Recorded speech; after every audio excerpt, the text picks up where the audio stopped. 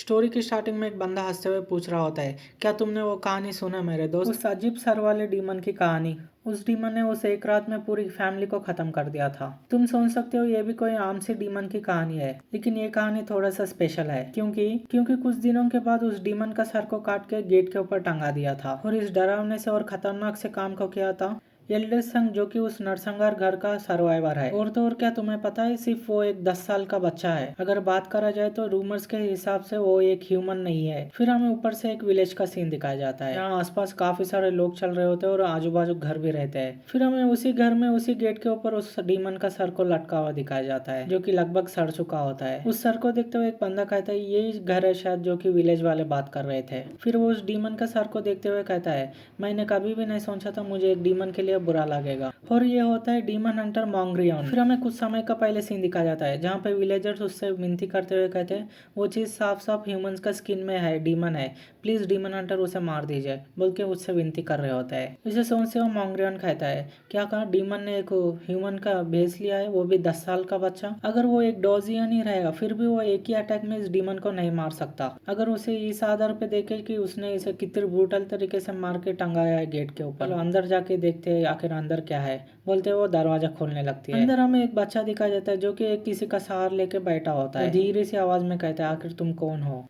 इस पे मॉन्ग्रियन कहता है, मैं मॉन्ग्रियन हूँ, डीमन हंटर। इस पे वो बच्चा कहता है, क्या डीमन हंटर। मॉन्ग्रियन इस बच्चे को देखते हुए अपने मन में सोचती है, यही है बच्चा शायद जो कि विलेजर्स बात कर रहे थे। उसकी वो दो आंखें जो कि लाइफलेस है, शायद इस वजह से विलेजर्स उससे डर रहे हैं। लेकिन खाली ये एक ही कारण के वजह से उसे डीमन बोल के नहीं बोला सकते हम। और वो दो बद्दी खबरें उसके शरीर पे लगे मट्टी के हिसाब से देख के लगता है उसने उन्हें खुद ही दफना दिया। और तो ये काफी लंबे समय से सरवाइव कर रहा है बिना खाने और बिना पानी के। फिर वो उसके सामने कुछ खाने के लिए रख देती। फिर वो उस लड़के से कहती, ये दलिया है, इसे खा लो। इस पे वो लड़का सवाल करता है, आखिर तुम मुझे ये क्यों दे रही हो, क्या तुम मुझे मारने नहीं आई थी जो कि विलेजर्स ने तुमसे करने के लिए कहा था। इसे सुन के उसका भी हाथ थोड़ा सा हिल जाता है। इस पे वो लड़का फिर से कहता है, विलेजर्स मुझे काफी लंबे समय से हेट करते थे, ऐसा लगता है कि उन्हें मेरी लाइफलेस आके देख के उन्हें डर लगता है, और मैंने एक डीमन को भी मारा। वो लोग पक्के तौर पे मुझे इस विलेज से निकालना या मारना चाहते हैं। इसे सुनकर मॉन्ग्रियन कुछ भी नहीं कहता। फिर वो जाके उस बच्चे के बाजू में बैठ जाता है। फिर वो कहता है, इसे सुन के ऐसा लगता है कि जो मैंने सुना वो सच था कि तुमने एक डीमन को मारा, क्या मैं पूरी कहानी डिटेल्स में जान सकता हूँ। फिर हमें उस दिन पास में दिखाया जाता क्या हुआ था। एक कमरे में हर तरफ खून ही खून रहता है, जहाँ पे हाथ और पैर अलग अलग कट के गिर चुके होते हैं। फिर हमें बच्चे को दिखाया जाता है जो कि कबोर्ड में छुप चुका होता है, और उसके सामने डीमन उसका नरसंहार कर रहा होता है। और वो ऐसा करते हुए उसे उस कबोर्ड के छोटे से गैप में से देखता है, और काफी ध्यान से देखने लगता है, और उसके सामने उसके फैमिली का पूरा खून खून हो जाता है। फिर हमें कुछ समय बाद दिखा जाता है, वो एक बैम्बू का स्टिक लेके उसके डीमन के आर पार कर देता है सर के। फिर हमें प्रेजेंट में दिखाया जाता है, जहाँ पे मॉन्ग्रियन कह रहा होता है, यानी कि तुम कह रहे हो जब डीमन ने तुम्हारे ऊपर अटैक किया था तुम कबोर्ड में छुप के सर्वाइव कर गए, उसके बाद में तुमने उसके अड्डे तक उसका पीछा किया था, और तुमने तुम्हारे फैमिली को बिलोंगिंग्स को बेच के पैसे जमा किए, और उस पैसे का इस्तेमाल करते हुए तुमने इन्फॉर्मेशन खरीदा डीमन का वीकनेस का, और उससे तुमने अपना रिवेंज लिया। और ये सब सिर्फ 10 साल की उम्र में। और आखिरकार तुमने डीमन का सर काट के गेट के ऊपर क्यों डिस्प्ले करके रखा है। इस पे वो लड़का कहता है, डीमन ने मेरे फैमिली का हेड्स को खाया था और मैं उसका ही बदला चुका रहा था। इसे सुन के मॉन्ग्रियन अपने मन में कहता है, ये सुन के मुझे बिलीव नहीं हो रहा, लेकिन वो आंखें झूठ बोलने वाले की नहीं है। अगर तुम्हें वार्डू स्कॉलर को बॉम्बू स्टिक में नमक डाल के हंट करोगे तो वो मर जाएगा, लेकिन अगर तुम्हें उसके वीकनेस पता भी है फिर भी ये इतना आसान नहीं है मारना। यहाँ तक कि एक बड़े आदमी को भी उसे मारने के लिए काफी मुश्किल होती है। अगर देखा जाए तो उसके अंदर बगले की आग भड़कना, जबकि उसके फैमिली को उसके सामने ही मार दिया गया। और अपने से ताकतवर एनिमी का वीकनेस को ढूंढना और उसे मारना, और जो वो विल जो कि इस सारी चीज को सच्चाई में बदला। ये लड़का तो एक डीमन हंटर बनने के लिए ये पैदा हुआ है। फिर वो लड़का कहता है, जब अब मैंने अपना रिवेंज कंप्लीट कर लिया है अभी मुझे जिंदगी से कुछ भी लगाव नहीं है, मैं तो सिंपली विश करता हूँ कि मैं आसान मौत मर जाऊँ मेरे फैमिली के बाजू में। इसे सुन के मॉन्ग्रियन उसके सर के ऊपर एक टकली मार देती है। फिर वो कहती है, अगर सोचा जाए तो तुमने मुझे अपना नाम नहीं बताया अभी तक। इस पे उस लड़के ने अपने सर के ऊपर हाथ रखते हुए आयरानी से कहता है, ये ईसे है मेरा नाम। इस पे मॉन्ग्रियन कहता है, ईसे यानी कि चेंजिंग द वर्ल्ड, ये काफी अच्छा नाम है, यानी कि दोस्तों उसका नाम का मतलब है चेंजिंग द वर्ल्ड। फिर वो ईसे से सवाल पूछते हुए कहती है, क्या तुम्हें लगता है एक डीमन को तुमने सर काट के डिस्प्ले कर दिया तो तुम्हारा बदला खत्म हो चुका है? इस पे वो लड़का कहते हैं हाँ मुझे लगता है, या तुम खाली अपने आप को दिलासा दे लो इस सब से ये काफी है बोल के। तुमने अपने फैमिली को खोया, तुम्हारे जीने का कारण को खो चुके हो, तुम हर चीज खो चुके हो, आखिरकार तुम कैसे सेटिस्फाई हो सकते हो एक डीमन को मारने के बाद? फिर वो वहां से पलट के जाते हुए कहती है तुम एक डीमन नहीं हो, इसलिए मैं इस रिक्वेस्ट को कैंसिल करने वाली हूँ और अच्छे से जीना। इसे सुन के वो लड़का काफी हैरान होता है, कुछ भी नहीं कहता। फिर हमें विलेज का सीन दिखाया जाए जो कि काफी हैरान होते हैं। फिर वो कहते हैं क्या तुम उस डीमन को मारने नहीं जा रहे हो? इस पे मोंगरियन कहता है क्योंकि वो एक मॉन्स्टर नहीं है, वो एक ह्यूमन है, वो एक क्लियरली एक ह्यूमन है, उसे मैंने अपने आप देखा है। इस पे वो विलेजर सामने से कहते हैं अगर ये फी की बात है तो हम तुम्हें और पे करेंगे। इस पे मोंगरियन कहता है आखिर तुम उस बच्चे को इतना हेट क्यों करते हो? इस पे सामने से एक विलेजर कहता है क्या तुमने उस बच्चे के वो क्रीपी आंखों को देखा नहीं था क्या? हम काफी पहले से जानते थे कि कुछ ऐसा होने वाला है, वो मॉन्स्टर एक ग्रेट हार्न को लेके आया इस विलेज के लिए। इस पे सामने से मोंगरियन कहते हैं मुझे इसे देखने से ऐसा लगता है असली मॉन्स्टर तुम ही हो। ये सुन के वो सामने वाला विलेजर्स काफी हैरान होते हुए कहते हैं आखिरकार तुमने क्या कहा? इस पे सामने से मोंगरियन कहते हैं आखिरकार तुम एक बच्चे को मॉन्स्टर कैसे कह सकते हो? अगर सिर्फ वो थोड़ा सा डिफरेंट दिखता है लोगों से और उसको समझना थोड़ा मुश्किल रहे तो तुम उसे मॉन्स्टर कहोगे? उसे उतना हेट करना बंद करो अभी से, क्योंकि इविल कर्मा बढ़ेगा तुम्हारे उसे हेट करने से, और इविल कर्मा ही डीमंस को अट्रैक्ट करता है। इसे सुन के सामने वाला विलेजर चिल्लाते हुए कहता क्या तुम्हें समझ में नहीं आ रहा? हम कह रहे सो उस मॉन्स्टर ने उस डीमन को समन किया था बोल के। इसे सुन के मोंगरियन अपना कैप उतारते हुए कहता है ऐसा लगता है कि तुम्हें अच्छे से समझाने से समझने वाले नहीं हो। फिर हमें दूसरे सीन में दिखाया जाता है उसके सर के ऊपर एक सिंग रहता है। फिर हमें उसका पूरा लुक दिखाया जाता है जो कि उसके सर के ऊपर एक सिंग रहता है, और वो कहती है अगर तुमने फिर से उस बच्चे को परेशान किया फिर तुम्हें मुझे आंसर नहीं देना होगा, तुम्हें एक डोका भाई को आंसर देना होगा। इसे देख के विलेजर काफी घबराते हुए पीछे गिर जाता है और वो चिल्लाने लगता है ये एक डीमन है, डीमन है। फिर मोंगरियन कहती है डीमन नहीं एक डोका भी हूँ मैं, हम लोगों ने ह्यूमंस के साथ अलायंस बनाया है डीमंस को हंट करने के लिए, लेकिन देखने से ऐसा लगता है कि मेरे जैसे लोग तुम्हारे लिए सिर्फ एक और मॉन्स्टर है। क्या अब तुम्हें समझ में आया? इस रिक्वेस्ट को मैंने कैंसिल कर दिया है बोल के वो वहां से चले जाती है। पीछे से विलेजर्स कह रहे होते हैं क्या एक डीमन हंटर भी उसके जैसे एक मॉन्स्टर है? फिर वो हैरान होते हुए कहता है आखिरकार हम इस परिस्थिति में क्या कर सकते हैं अभी? अब जब बात यहाँ तक आ चुकी है तो मेरे पास दूसरा कोई भी चॉइस नहीं है। फिर उसकी आंखें इविल तरीके से बदलने लगती है और सारे विलेजर्स ने अपने हाथों में हथियार लेते हुए इविल तरीके से देख रहे होते हैं। फिर वो सामने वाला बंदा कहता है हमें अपने विलेज को अपने हाथों से बचाना होगा। फिर हमें कुछ समय के बाद रात का सीन दिखाया जाता है जहाँ पे हमें कुछ आग लगे दिखाई जाती है। फिर अगले पल में दिखाया जाता है उस विलेजर्स ने सारे लोगों ने मिलकर उस बच्चे के घर को आग लगा दिया होता है। फिर वो बंदा आग जलाने वाला हंसते हुए कहता है हमें ये काम पहले ही कर देना चाहिए था, अगर हम उसका घर ही जला देंगे तो वो विलेज में रहने के लिए काबिल ही नहीं रहेगा। फिर हमें अंदर उस बच्चे का सीन दिखाया जाता है जो कि अपने पेरेंट्स के ग्रेवयार्ड के पास रहता है। फिर से हमें उस विलेजर का साउंड आता है जो कि कह रहा होता है यही होता है अगर एक मॉन्स्टर विलेज में रहने की कोशिश करेगा। फिर हमें उस बच्चे का सीन दिखाया जाता है जो कि उसके पेरेंट्स के ग्रेवयार्ड के ऊपर आग लग रही होते है तो उसे बुझा रहा होता है। वो उस विलेजर का सीन दिखाया जाता है हमें जो कि जलो जलो जलो मॉन्स्टर तुम जल जाओ बोल के बोल रहा होता है। और देखते ही देखते धीरे धीरे से उसके आजू बाजू में और आने लगता है और उसके गर्दन से कुछ टहनियाँ निकलते हुए आ रहे होते हैं। उन सारे बंदों के गर्दनों से टहनियाँ निकलते एक मॉन्स्टर सामन हो जाता है जो कि डिमोनिक ऑरा में भर चुका होता है उन लोगों के आजू बाजू में से। फिर वो सारे विलेजर्स कहते हैं इन सभी को जला दो बोल के, वो सब विलेजर्स चिल्ला रहे होते हैं और वो इविल मॉन्स्टर भी जा रहा होता है डीमन यानी कि। इसे देख के इसे कहते हैं क्या एक डीमन? फिर हमें उस डीमन का सीन दिखाया जाता है जो कि उसके बड़े बड़े दांत रहते हैं और उसका फेस सही से नहीं रहता, वो एक पेड़ के तरीके से रहता है। फिर अगले सीन में एक खोपड़ी को उसके ऊपर फेंक देता है जिससे कि इसे काफी मुश्किल से डॉच करता है और वो दूर जाके गिर जाता है काफी। फिर वो ऐसे ही लेटा लेटा सामने देख रहा होता है, उसकी फैमिली की ग्रेवयार्ड जल रही होती है। फिर वो वहां से अपने आप को मुश्किल से उठा रहा होता है,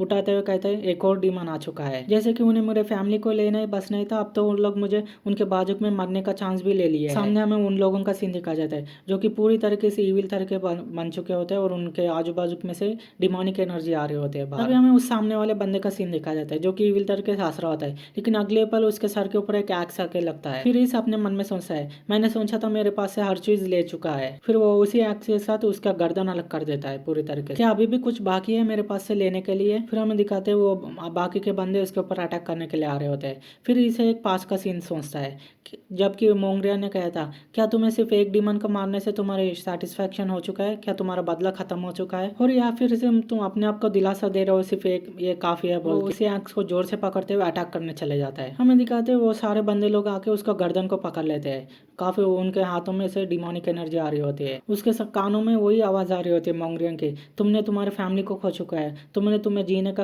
उम्मीद खो चुके हो, क्या हाली तुम एक डीमन को मार के कैसे सेटिस्फाई हो सकते हो। फिर हमें वही सारे सामने वही सोचते हुए वो डीमंस को देख रहा होता है सामने, वो डीमन भी दांत निकालते हुए हंस रहा होता है। लेकिन अगले सीन में ईसे ने अपने हाथ में के आंख उसके सर के ऊपर फेंक दिया होता है, उसके आंख को लगती है जाके। फिर इस वही बैडस तरीके से कहता है, अब मैं समझ चुका हूँ, मेरा रिवेंज खत्म होगा जब मैं हर एक आखिरी डीमन को मार दूंगा। लेकिन हमें दिखाते हैं उसके हाथ कांप रहे होते हैं और अगले पर उसका हाथ गिरने लगता है। लेकिन तभी कोई आके उसका हाथ को पकड़ लेके अपने पैरों के ऊपर जोर लगा के उसे खींच लेता है बाहर। उसे देख के तो डीमन भी हैरान हो जाता है एक पल के लिए। फिर वह बंदे ईसे की तरफ देखते हुए कहता है, देखा जाए तो इस छोटे से बॉडी के सामने एक डीमन के सामने ठहरना काफी इंप्रेसिव है बोलता है, और ये और कोई नहीं, ये होता है मोंगरियन। फिर वो सामने देखते हुए कहती है, अगर इससे कंपेयर किया जाए तुम सब तो काफी पैथेटिक हो। इविल कर्मा का रेसिडेंसी क्रिएट करता है डिमोनिक एनर्जी को, और डिमोनिक एनर्जी डीमंस को अट्रैक्ट करती है। इसलिए मैंने कहा था तुम्हें अपने इविल डीड्स को खत्म करने के लिए, और जिसने डुवांग स्कॉलर को समन किया था वो शायद तुम्हारा खुद का इविल कर्मा के वजह से था।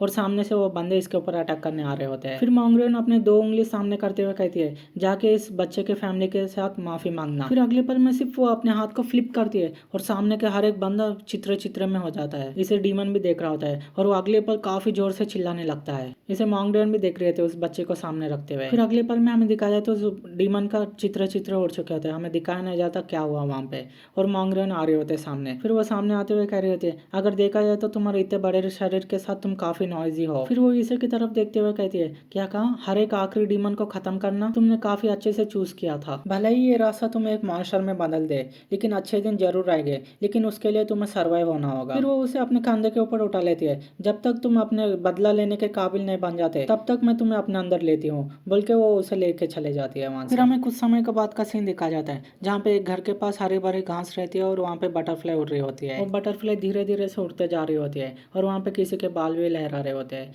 और वो जाके बैठ जाते हैं किसी के पैर के ऊपर। पीछे से इसे भी उठ जाता है। फिर मोंगरियन कहते हैं उससे, क्या तुम जाग चुके हो। फिर इस उससे सवाल पूछने वाला होता है, तुम बोल, लेकिन तभी सामने से मोंगरियन कहती है, मैं मोंगरियन हूँ, डीमन हंटर। अगर तुम्हें मुझसे नाराजगी है कि मैंने तुम्हें बिना पूछे तुम्हें बचाया तो तुम मुझसे नाराज रह सकते हो। इसे सुन के इसे के वो पिछली रात का सीन याद आता है जहाँ पे एक डीमन सामान हो चुका होता है और उसके आजू बाजू में फ्लेम्स रहते हैं और उसका फैमिली ग्रेवयार्ड भी डिस्ट्रॉय हो चुका रहता है, और तभी मोंगरियन ने उसे लेके आ चुके होते हैं यहाँ पे। फिर इस मोंगरियन से कहता है, मेरी फैमिली ग्रेवयार्ड डिस्ट्रॉय हो चुकी है, तो क्या ये एक सपना नहीं था। फिर वो उठ के बैठ जाता है, उसके हाथ के पट्टियां भी खुल चुके होते हैं और वो उसका हाथ को फिर वो उसके हाथ की तरफ देखते हुए कहता है, यहाँ तक कि एक भी जलने का निशान नहीं है। वो मोंगरियन को शुक्रिया करते हुए कहता है, मुझे शुक्रिया, तुमने मुझे बचाया और मेरा ध्यान रखा। सच में डोकाबिस काफी अच्छे रेस है। इस पे मोंगरियन कहती है, तुम काफी शांत हो, ये जानने के बाद भी मैं एक डोका भी हूँ। तो इससे क्या होता है, तुम तो एक डीमन तो नहीं हो ना, और तो और तुमने मेरी जान बचाया और तुमने मुझे काफी अच्छे से ट्रीट किया, क्या ये मैटर करता है। इसे सुन के मोंगरियन अपने मन में सोचती है,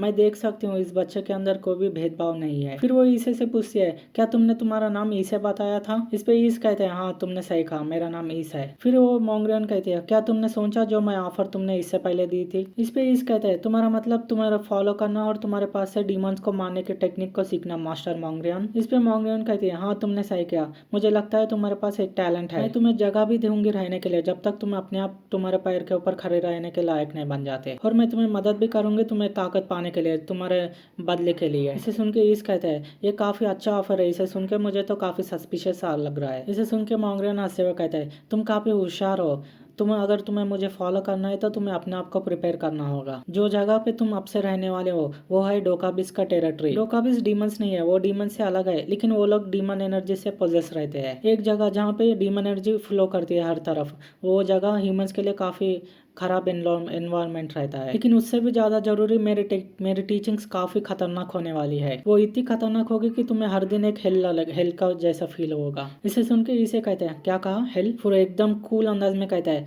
मुझे वो पसंद आएगा। बिना हेल के जैसे ट्रेनिंग के सिवा मैं कभी भी सपने में नहीं सोच सकता कि मैं हर एक डीमन को मार दूंगा। फिर वो कहता है, मैं आपको फॉलो करूंगा मास्टर मोंगरियन। इसे सुन के मोंगरियन भी देख रहे होते हैं उसे और अपने मन में सोचती है, मैं तो इसे थोड़ा डराने की कोशिश कर रही थी, लेकिन ऐसा लगता है कि इसका संकल्प काफी दृढ़ है। अगर ये ऐसा है तो तुम पहले कुछ खा लो, क्योंकि तुम्हारे बॉडी को रिकवर की काफी जरूरत है कहाँ पे भी जाने से पहले हमें। फिर उसके सामने रखा हुआ बॉल को लेते हुए खाने लगता है। फिर मॉन्गरियन पीछे पलटते हुए कहती है, तुम पक्के से पूरे तरीके से खा लेना, कुछ भी पीछे नहीं सो रहे हुए। इसे पीछे से उसे देखते हुए कहते हैं ठीक है। फिर हमें कुछ समय के बाद अगले सीन में दिखाया जाता है माउंटेन्स का सीन, जहाँ पे हर तरफ फॉगी फॉग रहती है। इसे कहते हैं मास्टर, ऐसा नहीं लगता कि आप अपने आजू बाजू की धुंध काफी गहरी होती जा रही है? इस पे मास्टर कहता है यह इसलिए ऐसा है क्योंकि यहाँ पे हर तरफ डिमोनिक एनर्जी फ्लो हो रही है। तुम पक्के तौर पे इस रोप के आजू बाजू में ही चलना, इस रोप के बाहर मत जाना। अगर तुम इस रोप के बाहर चले गए तो तुम्हारे स्ट्रेंथ के हिसाब के तुम कभी भी पीछे नहीं आ सकते। फिर वो एक तरफ आके रुक जाती है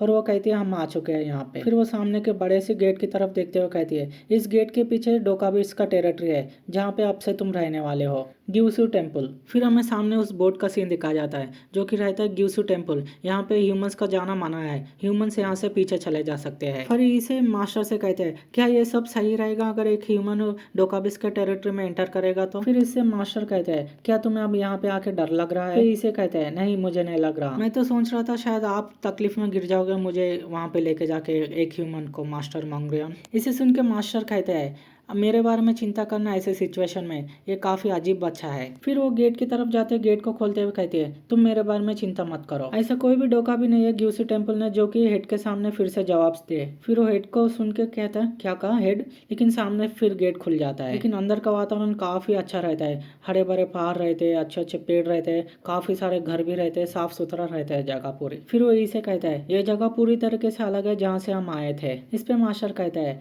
क्या ये अच्छा नहीं है व्यू? इसे सामने की तरफ देखते हुए कहते हैं वो जो सामने लोग है वो सब डोकाबिस है, मैं यहाँ से भी देख सकता हूँ उन्हें। फिर सामने एक बंदा देखते हुए कहते हैं ग्यूसी टेम्पल के एंट्रेंस के पास कोई है। उसी का बाजू का बंदा कहते हैं क्या वो एक ह्यूमन है? उसकी कितनी हिम्मत हुई कि जो कि वो ग्यूसी टेम्पल में एंटर कर चुका है। और वहीं पे हमें काफी सारे बंदे दिखाए जाते हैं जो कि काफी गुस्से से देख रहे होते हैं सामने। फिर इसे कुछ कहने की कोशिश करता है मास्टर, सब जने हमें देख रहे हैं बोल के, लेकिन तभी मॉन्गरियन चिल्लाते हुए कहती है सब जने यहाँ पे देखो, ये ह्यूमन चाइल्ड है, इसे ये आपसे मेरे पास डीमन आर्ट्स सीखने वाला है। मेरा मतलब डीमन आर्ट्स नहीं, डीमन को खत्म करने का, डीमन एग्जॉर्शन आर्ट। और ये आपसे हमारा एक न्यू फैमिली मेंबर है, इसे अच्छे से ट्रीट करना सब जने बोल के वो काफी जोर से चिल्लाती है, उसकी आवाज दूर दूर तक जाती है। उसे सुन के वो सभी लोग डोकाबिस से पहले हैरान होते हैं। फिर वो अगले पल में वो बंदे कहते हैं अगर इसे हेड ने लाया है तो यहाँ पे कोई भी प्रॉब्लम नहीं है। फिर उसके बाजू की एक लड़की कहती है क्या कहा एक न्यू फैमिली मेंबर, ये तो काफी अच्छी न्यूज है। इसे देख के तो इसे हैरान होते हुए कहता अपने मन में सिर्फ मास्टर के एक आवाज से सब जने ने मुझे अपसेट कर लिया, शायद जितना मैंने सोचा था उससे भी ज्यादा ये इनक्रेडिबल है। फिर मॉन्गरियन कहती है इतना काफी होना चाहिए तुम्हारे दाखिला के लिए, चलो चल के अब करते हैं डीमन हंटिंग में सबसे ज्यादा इंपॉर्टेंट काम। फिर हमें अगले सीन में दिखा जाता है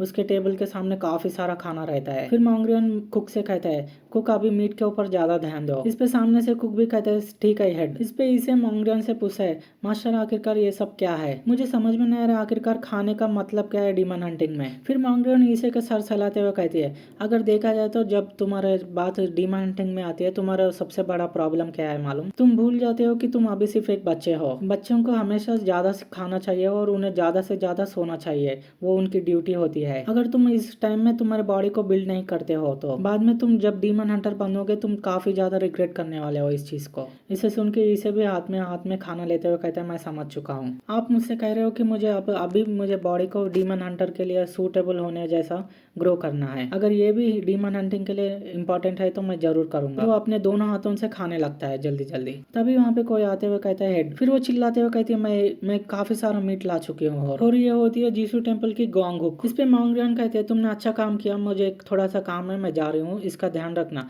जब इसका खाना खत्म हो जाएगा तो इसके सोने के लिए एक जगह भी दे देना। इस पे गोंग हुक भी कहते हैं ठीक है तुम पक्का ही करना कि ये पूरा सा खाना खा सके, और तुम समझ गए ना मैं क्या कह रही हूँ। इस पे गोंग हुक इसे के पीछे आते हुए कहती है ठीक है मैं इसे माइंड में रखूंगी मास्टर। इसे देखते हुए इसे अपने मन में सोचा है मैंने कभी भी नहीं सोचा था कि हेला ऐसा होने वाला है। इस पे गोंग हुक उसके सर के ऊपर सहलाते हुए कहती है तुमसे मिलकर अच्छा लगा बच्चे, तुम्हें हेड ने लाया था ना? तो सच में ह्यूमंस के सर के ऊपर हॉर्न्स नहीं रहते, तुम कितने साल के हो? इसे कहते हैं मैं इस साल 10 साल का हो चुका हूँ। वो चिल्लाते हुए कहती है क्या कहा 10 साल के, और तुम मुझसे ज्यादा समझदार हो और मैं तो सिर्फ 22 साल की हूँ अभी। इसे सुन के इसे कहते हैं और इससे भी ज्यादा जरूरी क्या है बोला तो तुम 22 ईयर्स की हो, वो ज्यादा सरप्राइजिंग है। और खाना लाते हुए कहते हैं ह्यूमन से हमारी उम्र दुगनी तरीके से बढ़ती है, तो ऐसा देखा जाए तो टेक्निकली गोंग हुक तुमसे सिर्फ 1 साल बड़ी है, इस पे गोंगू कहते हैं, इसका मतलब मैं आपसे तुम्हारी बिग सिस्टर रही, तुम जरूरी खुश हो गए, तुम्हें एक बिग सिस्टर मिल चुकी है। फिर वो कुक भी गोंगू का सर चलाते हुए कहते हैं, तुमने अच्छा काम किया गोंगू। इस पे गोंगू भी कहती है, मैं अपने छोटे भाई का अच्छे से ध्यान रखूंगी।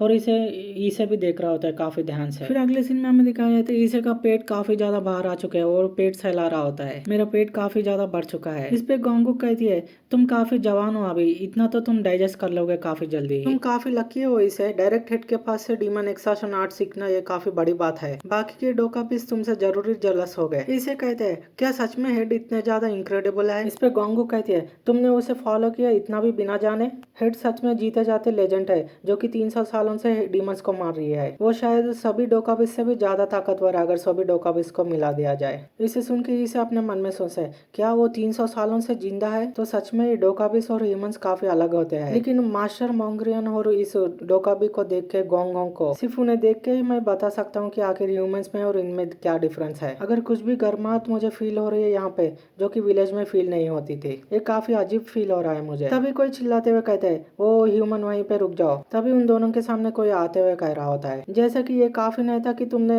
हिम्मत की कि डोकाबिस टेरर्स की टेरिटरीज में एंटर करना, अब तुम डायरेक्ट डीमन आर्ट से डायरेक्ट हेड के पास से सीख रहे हो। फिर सामने वही बंदे दिखाए जाते हैं जो कि स्टार्टिंग में दिखाए गए थे। वो लोग कहते हैं, क्यों ना हम थोड़ा सा बात करें, लेकिन इन्हें देखने से किसी भी तरीके से नहीं लग रहा है ये लोग बात करने वाले हैं। इसे देख कर गोंगो को उनका नाम लेने लगती है। इल्चिवी, वॉलजांग और गीगियोल का गैंग। उन्हें देखते हुए इसे अपने मन में सोचा है, लेकिन अगर देखा जाए तो ये फीलिंग, मैं इस फीलिंग से काफी फेमिलर हूँ। फिर हमें कुछ समय के बाद शाम का सीन दिखाया जाता है जहाँ पे गोंगुक चिल्ला रही होती है और उसे दो बंदे ने पकड़ के रखा होता है। गोंगुक चिल्लाते हुए कहती है, आखिरकार तुम्हें समझ में आ रहा है तुम क्या कर रहे हो? हमें सामने दिखाया जाता है जहाँ पे इसे लड़का रहा होता है, उसे मार खड़े होते हैं काफी ज्यादा। पीछे से गोंगुक फिर से चिल्लाते हुए कहती है, क्या तुम्हें लगता है हेडी से इतनी आसानी से जाने देने वाली है इस बात को? फिर वो बंदा कहते हैं, आखिरकार इसमें बड़ी बात क्या है? टेम्पल में स्पारिंग करना तो ये काफी नॉर्मल सी बात है और हमें इस जगह का नाम बताया जाता है जो कि है टेम्पल का स्पेयरिंग ग्राउंड। फिर वो लड़का पीछे गोंगुक की तरफ पलटते हुए कहता है, मैं तो सिर्फ उसे हमारे बीच का गैप बता रहा हूँ क्योंकि वो डीमन आर्ट सीखने के ऊपर गिव अप कर दे। उसके औकात का पता चले वो डीमन के ऊपर चार्ज करने से तो अच्छा है ना। ये अगर सच बताया जाए तो ये तो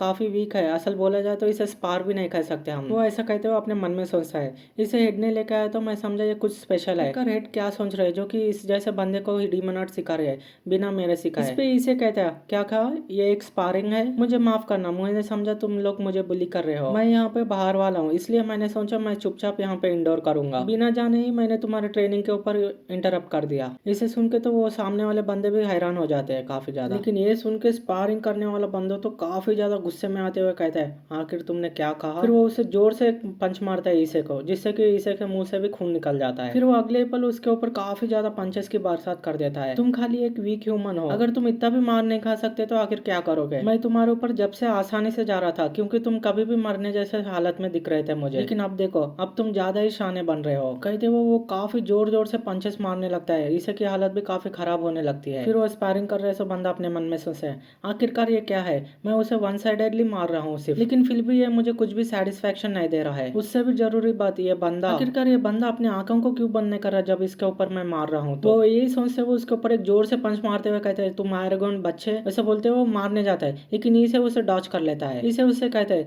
तुम्हारे अटैक्स में एक पैटर्न है, जिसे देख के तो सारे बंदे हैरान हो जाते हैं उसने उसका अटैक को डॉच कर लिया। फिर इसे उसके ऊपर काफी जोर से एक पंच मारने जाता है जो कि सामने वाले बंदे के आंखों में भी डर दिख रहा होता है हमें। और हमें दिखाया जाता है इसे ने उसके फेस के ऊपर पंच मारने जाता है, लेकिन हमें दिखाते हैं उसने फेस के पास जाके रोक दिया होता है पंच को और वो बंदा डर से पीछे चले जाके गिर जाता है। फिर इसे अपने मन में सोचता है ये काफी पास का था। फिर वो बंदे से सामने वाले से कहने लगता है इसे, जैसा कि हेड ने कहा था, मैं रिग्रेट करूंगा अगर मैं अच्छे से खाना नहीं खाऊंगा तो। क्या तुमने अपना नाम इल्ची भी क्या था? हालांकि मैं तुम्हें वीक तरीके से दिख रहा हूँ लेकिन मैं अप्रिशिएट करूंगा अगर तुम मेरे सामने होल्ड बैक नहीं करोगे तो, क्योंकि एक डीमन मेरे सामने कभी भी होल्ड बैक नहीं करेगा। तो वो ऐसा कहते हैं उसके सामने हाथ बढ़ाने लगता है, लेकिन हमें दिखाते हैं उसके आंखें क्लोज होने लगती है धीरे धीरे से। फिर वो उससे कहता है, चलो हम फिर से एक बार स्पार करते हैं बाद में। फिर हमें नाइट का सीन दिखाया जाता है जहाँ पे रात हो चुकी होती है और रेड सामने देखते हुए काफी परेशान हो रही होती है। फिर वो सामने ईसे की तरफ देखते हुए कहती है, तुम अपने पहले ही दिन मरने की हालत में दिख रहे हो मुझे। और हमें दिखाया जाता है ईसे का मुंह पूरा सूज चुका होता है हर तरीके से। फिर रेड कहती है,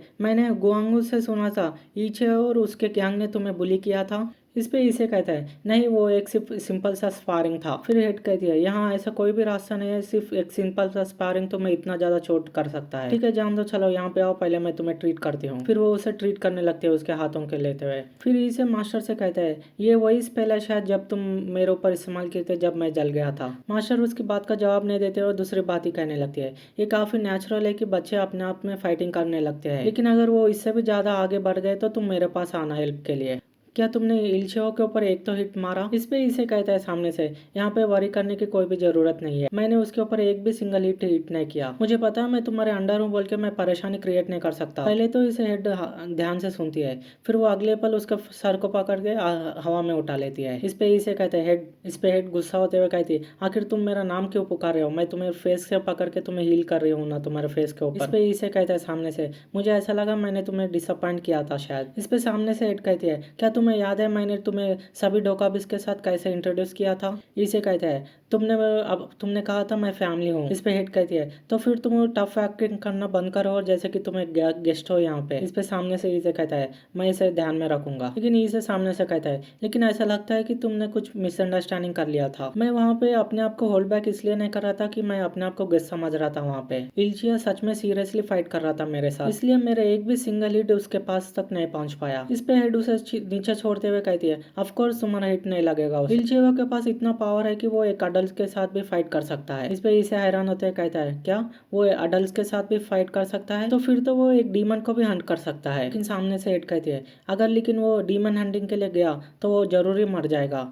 इस पे इसे सुनकर इसे भी काफी हैरान हो जाता है। ये काफी स्ट्रेंज है ना, तुम जो कि इल्चिया से भी कमजोर हो, तुमने एक लो रैंक के डीमन को मार दिया, लेकिन इल्चिया जो कि तुमसे ताकतवर है वो एक डीमन को नहीं मार सकता। डीमन एक्सोर्सिज्म आर्ट्स ये कुछ ऐसा है कि जैसा कि तुमने मारा वार्डो स्कॉलर को, तुमने उसका वीकनेस इस्तेमाल करते हुए मारा था एक स्वॉर्ड के साथ। तुम्हें जीतने के लिए नॉलेज का इस्तेमाल करते हुए सिचुएशन क्रिएट करके जीतना होगा, लेकिन इल्चिया की बात आए तो वो नॉलेज का नहीं लैक करता है। सो देखा जाए तो अगर वो पावरफुल डीमन को चैलेंज करेगा तो वो मर जाएगा। और तुम जो कि मार्शल आर्ट पावर्स में लैक करते हो, अगर किस्मत तुम्हारे साथ रहेगी तो तुम जीत जाओगे। तो उसे इसे कोई उंगली दिखाते हुए कहती है नॉलेज और मार्शल पावर अगर ये दोनों उसके पास पोजेस रहेंगे तो ही वो डीमन एक्सॉर्शन आर्ट्स को कंटिन्यू कर पाएगा। तो फिर चलो अब मैं तुम्हें अपना फर्स्ट मिशन देती हूँ। तुम्हें ये टास्क ही है तुम्हारा फर्स्ट मिशन जो कि डीमन एक्सॉर्शन आर्ट को सीखने के लिए। फिर हमें अगले दिन सुबह का सीन दिखाया जाता है, इसे काफी तेजी से भाग रहा होता है और पुशअप कर रहा होता है। फिर वो लाइब्रेरी में बैठ के पढ़ रहा होता है। ये सब देखते गोंगुन काफी डल लग रही होती है। तुम पूरे एक हफ्ते से यही कर रहे हो, इसके सिवा दूसरा कुछ नहीं कर रहे, क्या तुम बोर नहीं हो रहे? क्या ये बिग सिस्टर तुम्हारे साथ जाके खेले? इसे कहता है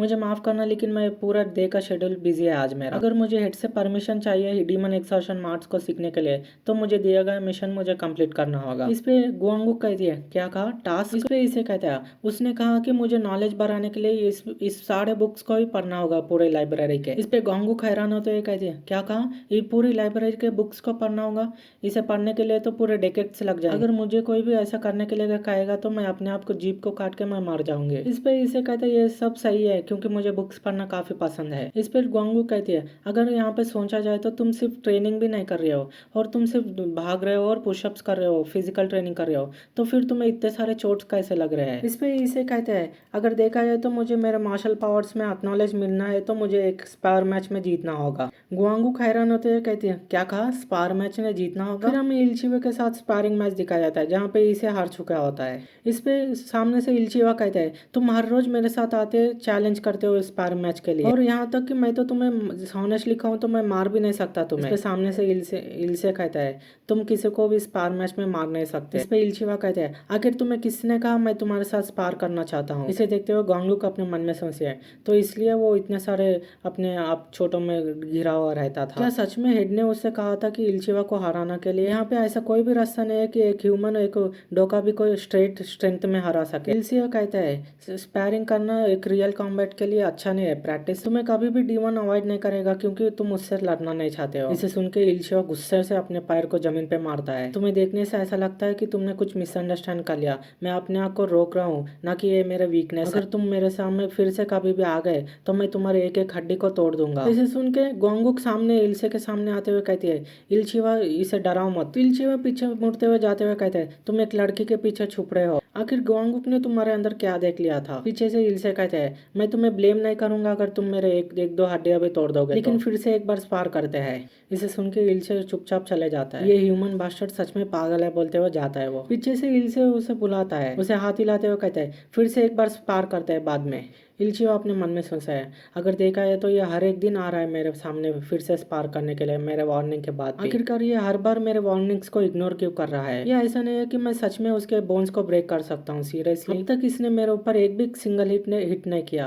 ये चुपचाप गिव अप क्यों नहीं कर देता। और यहाँ तक कि उसके पास तो कुछ भी टैलेंट भी नहीं है, ये चुपचाप क्यूट कर दे तो अच्छा रहेगा। यहाँ पे ऐसा कोई भी रास्ता नहीं है कि एक ह्यूमन डोकाबी को हरा सकता है। फिर हमें अगले दिन का सीन दिखाया जाता है जहाँ पे इल्से फिर से भाग रहा होता है। उसे उसके पीछे इल्से के गैंग देख रही होती है। उसे देखते हुए इल्चियो अपने मन में सोचता है आखिर उसकी आंखें ऐसा क्यों दिख रही है कि वो मेरे आर पार देख रही है। फिर वो उसे गुस्से से देखते हुए वहां से जाते हुए कहता है ये सच में काफी परेशान करने वाला है। फिर वो भी जाके एक डमी के ऊपर प्रैक्टिस करते हुए सोचता है क्या तुम्हें क्या लगा तुम जब ट्रेनिंग कर रहे हो तो मैं चुपचाप बैठ के देखूंगा ग्वांगुक की स्माइल और हेड का रिकॉग्नाइजेशन। तुम्हें ऐसा लगा कि ये सब मैं तुम्हें दे दूंगा आसानी से। ये मैटर नहीं करता तुम कितने हार्ड ट्रेनिंग करोगे, तुम्हारा टैलेंट मेरे आसपास भी नहीं आने वाला, तुम्हारा पंच मेरे पास कभी भी लैंड नहीं करेगा जब तक तुम जिंदा हो। फिर हमें ऐसे ही दिखाया जाता है एक सीजन पूरा बदल जाता है और देखते ही देखते एक साल हो जाता है और हमें एक साल के बाद आज प्रेजेंस का सीन दिखाया जाता है जहाँ पे इल्से सामने बैठा होता है और इल्शिवा नीचे गिरा होता है। उसे देख के तो उसका गैंग भी हैरान हो चुके होते हैं काफी और ग्वांगुक भी हैरान होती है वहाँ पे। इल्शिवा अपना गाल पकड़ के काफी हैरानी से सामने देख रहा होता है। यहाँ तक कि इल्से भी अपने आप से काफी हैरान होता है अपने मुट्ठी को देखते हुए कहते हैं आखिरकार मैं तुम्हारे पास तक पहुंच चुका हूँ। इल्से उठते हुए कहते हैं मैं इसलिए गिर गया था मैंने कुछ गलती कर दिया था। फिर वो अगले पर काफी गुस्से में उसके ऊपर अटैक करते हुए कहता है मैं तुम्हें मार दूंगा ह्यूमन, लेकिन इल्से उसके अटैक्स को काफी आसानी से डॉज कर रहा होता है। इसे देखते हुए इल्शिवा अपने मन में सोचता है हैरान होते हुए ये मेरे हर एक अटैक को डॉज कर रहा है, मैं तो सालों से अपनी ट्रेनिंग कर रहा हूँ, क्या तुम मुझे ये कह रहे हो कि उसका एक साल की ट्रेनिंग मेरे इतने सालों की ट्रेनिंग का बराबर है। इल्से उसके अटैक को डॉज करते हुए मन में सोच रहता है मैं अब पूरे तरीके से समझ चुका हूँ इसे। आखिर इसका मतलब क्या है जब लोग कहते हैं डीमन एक्सॉर्शन आर्ट सीखने के लिए नॉलेज और मार्शल पावर का जरूरत है। मोस्ट डीमंस क्या है कि पावरफुल बॉडीज को पोजेस करते हैं, जैसे कि ह्यूमंस का अलोन इफेक्ट्स को ओवरकम नहीं करा जा सकता स्ट्रेंथ का गैप। यहाँ पे एक लिमिट है जहाँ पे डीमन हंटर्स को ट्रेन किया जा सकता है, वो उनके बॉडीज को कितना ट्रेन कर सकते हैं वो लोग। इस गैप में इल्शिवा उसके ऊपर काफी सारे अटैक कर रहा होता है, ये नरेशन के साथ चल रहा है। आखिरकार हमें क्या अलो करता है कि हम वो लिमिट को ओवरकम कर सकते हैं, वो है नॉलेज। जब इल्शिवा ने उसके ऊपर अटैक कर रहा रहता है तो इल्से नीचे झुक के उस अटैक को डॉज कर लेता है और उसे काफी सारे ओपनिंग्स मिल रहे होते हैं उसके फेस के ऊपर, जैसे कि इस स्पैरिंग मैच को दे सकते हैं। अगर तुम अपने अपोनेंट्स के अटैक्स को समझ जाओगे तो तुम उनके वाइटर पाउंड्स को आराम से देख सकते हो। फिर तब जाके जब जब डीमन एक्सॉर्शन आर्ट्स पहले इम्पॉसिबल लगता था, अब अगर तुम ऐसा करोगे तो तुम्हें सफल होने के चांसेस ज्यादा रहेंगे। लेकिन अगर तुम्हें पता है उसका कैसे काउंटर अटैक करना है, लेकिन अगर तुम उस तक पहुंच ही ना पाओगे तो ये बेकार है, इसलिए तुम्हें जरूरत है मार्शल पावर की। फिर हमें इल्से का सीन दिखाया जाता है जो कि अपने हाथ के मुट्ठी को जोर से पकड़ के उसके ऊपर काफी सारे अटैक कर देता है। ये सारे अटैक लगते कि इल्से की हालत तो काफी इल्चिवा की हालत तो काफी खराब हो जाती है। वो एक फाइनल अटैक करते हुए कहता है जब तुम अपने नॉलेज को और मार्शल पावर को इतना निकाल लेते हो कि जब वो तुम्हारा एक सेकंड नेचुरल बन जाता है, खाली तब जाकर तुम एक डीमन को मारने के काबिल बनते हो एक ह्यूमन बॉडी के में। और इसी के साथ इल्से ने उसके ऊपर एक फाइनल ब्लो मार दिया होता है काफी जोर से। इसे देख के आजू बाजू के ग्वांगुक और उसके दोस्त काफी हैरान हो जाते हैं। इसे देखते हुए ग्वांगुक कहती है इल्से ने बीट कर दिया सिर्फ इल्शिवा को एक साल में, और वो भी इतना ओवरवेलमिंग स्ट्रेंथ के साथ। और सीन शूट होता है और हमें कुछ समय के बाद का सीन देखा जाता है जहाँ पे ग्वांगुक कह रहे होते इल्से से तुम काफी अमेजिंग हो। इस पे इल्से कहते हैं तुम अमेजिंग हो, जो कि नॉन स्टॉप तब से बात करे जा रही है। अभी इल्से आजू बाजू में देखते हुए उसे वहां पे हेड दिखाई देता है, जो कि हेड सामने काफी सारे डीमन हंटर्स के साथ बात कर रहे होते हैं। कुछ हमें दिखाई नहीं जाता क्या बात कर रहे थे। इनसे उसके पास जाते हुए बुलाता है हेड बोल के क्या आप कहीं पे जा रहे हो। तब हेड कहते हैं शायद मैंने तुम्हें कभी बताया नहीं था, शायद हम यहाँ से कुछ दिन के लिए बाहर जाने वाले हैं क्योंकि हमें हमारे अलायंस को मेंटेन करना रहता है ह्यूमंस के साथ, इसलिए हमें साल में एक बार जाके डीमंस का हंट करना होता है हर साल, जो कि उनके मदद करके जो कि ह्यूमंस जो कि डीमंस के द्वारा काफी सफर हो रहे हैं, तब जाके हम उन्हें दिखा सकते हैं डोका भी सेफ है ह्यूमन रेस के लिए बोल के। अगर सोचा जाए तो मैं तुम्हें जब मिली थी, जब मैं पिछले साल तुम्हें डीमन एक्सॉर्शन के हंट के लिए बाहर आई थी, तब मिले थे मैं तुमसे। इसे सुन के इल्से कहता है तो इसलिए तुमने हमारे विलेज को विजिट किया था। इस पे हेड ग्वांगुक से पूछती है क्या तुमने अच्छे से असाइनमेंट किया जो कि मैंने तुम्हें दिया था। इस पे ग्वांगुक चिल्लाते हुए कहती है हेड उसके बारे में बताया जाए तो इल्से ने बोल के वो बोल ही रही होती है। तभी पीछे से कोई आके इल्से के ऊपर हाथ डालते हुए कहता है इल्से ने मुझे स्पारिंग मैच में डिफीट कर दिया, ये और कहीं इल्चिवा होता है। इसे सुन के हेड सरप्राइज होते हुए कहती है क्या सच में उसने सिर्फ एक साल में तुम्हें हरा दिया। इस पे इल्चिवा कहता है हाँ ये काफी इंप्रेसिंग है, इससे फिर नहीं हारने के लिए मैं काफी हार्ड ट्रेनिंग करने वाला हूँ अब। इसे सुन के इल्से अपने मन में सोचता है क्या कहा इल्चिवा ने मुझे मेरा नाम से बुलाया, ये काफी सस्पिशियस है। हेड इल्चिवा के सर चलाते हुए कहती है मैं काफी चिंता में थे क्योंकि ऐसा लग रहा था तुम दोनों अच्छे से नहीं रह रहे थे शायद, लेकिन अब देखा जाए तो तुम अपने यंगर ब्रदर को एक्नॉलेज कर रहे हो तो मुझे लगता है तुम सच में बड़े हो रहे हो इल्चिवा। इसे सुन के तो इल्चिवा की खुशी का ठिकाने नहीं रहता। तब जाके गोंगो कहते हैं तो अब मुझे समझ में आ रहा है इसका गोल क्या है। फिर वहां से हट जाते हुए कहती है तुम मेक श्योर करना कि अच्छे से मिलकर रहना तुम लोग। तब इल्चिवा पीछे पलट के देखता है तो इल्से के साथ उसका एक दोस्त बात कर रहा होता है। इल्चिवा ग्यूगोल से पूछता है गिलगोल तुम आखिर इस बंदे के साथ कब इतना क्लोज हो गए। इस पे ग्यूगोल कहते हैं हाँ इसके बारे में बताया जाए तो ये हमारे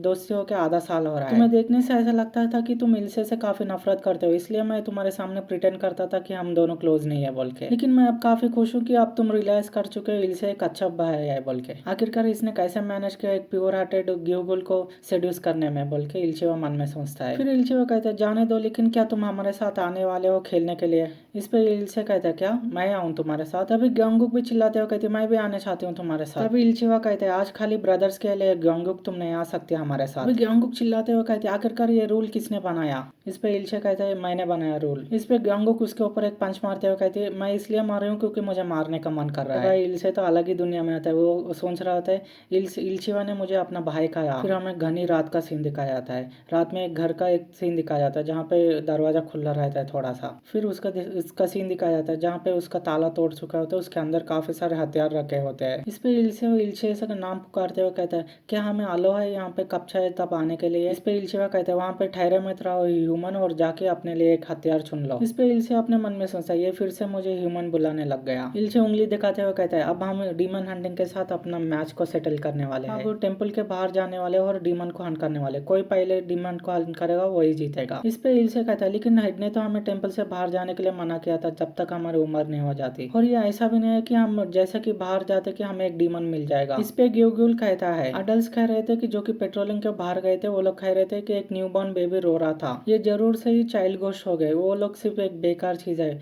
वो लोग सिर्फ टेम्पल के बाहर कभी कभी घूमने आ जाते हैं। इस पे इल्से कहता है शायद हमें पक्के तौर पे बाहर जाने के लिए भूल जाना चाहिए, सिर्फ इस आधार पे उसके आवाज के आधार पे हमें ये तय नहीं करना चाहिए कि वो एक चाइल्ड गोस्ट ही हो सकता है, ये काफी खतरनाक है। यहाँ पे ऐसे 10 तरह के डीमंस है जो कि सेम तरह के साउंड निकाल सकते हैं, अगर तुम उनमें से किसी एक से जाके टकराओगे तो तुम जरूरी मरोगे। हमारे पास पक्के तौर का इन्फॉर्मेशन नहीं है तो हमें इस हंटिंग के लिए नहीं जाना चाहिए। इस पे इल्चिवा एक बैट उठाते हुए गुस्से से कहता है तुम काफी हाई और माइटी एक्ट कर रहे हो क्योंकि तुमने कुछ बुक क्या पढ़ लिया। वो उसके सामने बैट करते हुए कहता है तो आखिरकार तुम आ रहे हो या नहीं हमारे साथ। इल्से कहते हैं मैं हेड के ऑर्डर्स को डिसोबे नहीं कर सकता। इस पे इल्चिवा कहता है ऐसे बेकार से एक्सक्यूज को इस्तेमाल मत करो क्योंकि तुम डर चुके हो, अगर तुम हमारे साथ नहीं आ रहे तो यहाँ से चले जाओ डरपोक कह के, हम हमारे साथ हम जाएंगे, हम खुद ही जाएंगे वहाँ पे। फिर वो पीछे दो बंदन से कहते हैं अगर तुम सब तैयार हो तो चलो। इस पे वो बंदे भी कहते हैं ठीक है बिग ब्रो। इल्चिवा बाहर जाते हुए कहते हैं और वो कहता है कि वो यहाँ पे डीमन हंटिंग को सीखने के लिए आया है, ये कितना पैथेटिक है। उन्हें जाते हुए देखते इल्से अपने मन में सोचते हुए कुछ तो सोचता है लेकिन हमें पता ही नहीं जाता, वो काफी ध्यान से देख रहा होता है उन्हें। फिर हमें नाइट में जंगल का सीन दिखाया जाता है, वहाँ पे गहरा जंगल रहता है काफी।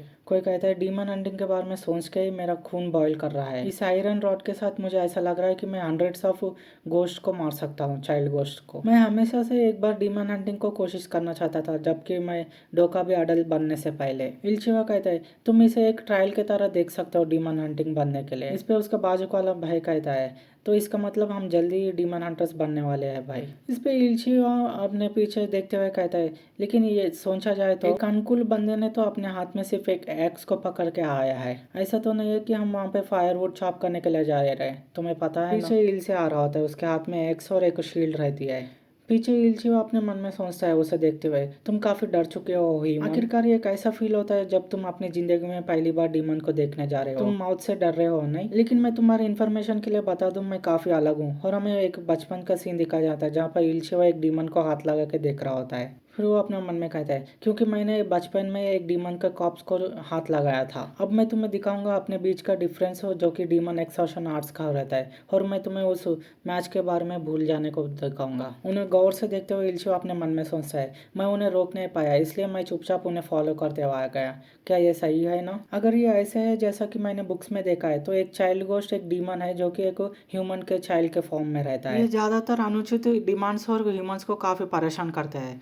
वो अगर ऐसी है तो इल्ची को तो आसानी से एक को तो मारना चाहिए, लेकिन अगर बोलते हो वो नीचे देखने लगता है काफी ध्यान से। अगर बेकार सी सिचुएशन में अगर वो चाइल्ड गोस्ट नहीं रहा तो हमें वहाँ पे किसी का एक सर दिखाया जाता है, जो कि एक भेड़िया जैसा रहता है, उसके आजू बाजू में लगा रहता है, उसके पूरे शरीर में सर ही सर रहते हैं, और ये देखने में काफी डिस्गस्टिंग और काफी खतरनाक लग रहा होता है। ये किसी भी तरीके से मुझे तो चाइल्ड गोस्ट नहीं लग रहा। दोस्तों मैं इसी के साथ इसका फर्स्ट पार्ट यहाँ पे खत्म कर रहा हूँ। मुझे पता है कि मैं एक्चुअली इसके अभी 2 चैप्टर बाकी है जिसमें कि फाइटिंग होने वाला है, लेकिन वो फाइटिंग पूरी तरह से कंप्लीट नहीं है। मैं इसमें कंप्लीट करने वाला था, लेकिन एडिटिंग में काफ़ी मुश्किल होती है, फिर इसलिए इसका सेकंड पार्ट मैं जल्दी लाऊंगा। हो सकता है ये वीडियो अपलोड करने के 1 दिन के बाद ही डाल दूंगा मैं। लेकिन भाई नेक्स्ट पार्ट में काफ़ी ज़्यादा खून खराब होने वाला है, वो काफ़ी ज़्यादा खतरनाक है। मैं यहाँ पे तुम्हें कुछ इमेजेस भी दिखा रहा हूँ, देखना ध्यान से, जो काफ़ी ज़्यादा ब्रूटल है भाई यहाँ पे नेक्स्ट पार्ट में तो। और इल्से की असली शुरुआत भी, अब असली जर्नी की शुरुआत भी होने वाली है इसके 2 चैप्टर के बाद ही।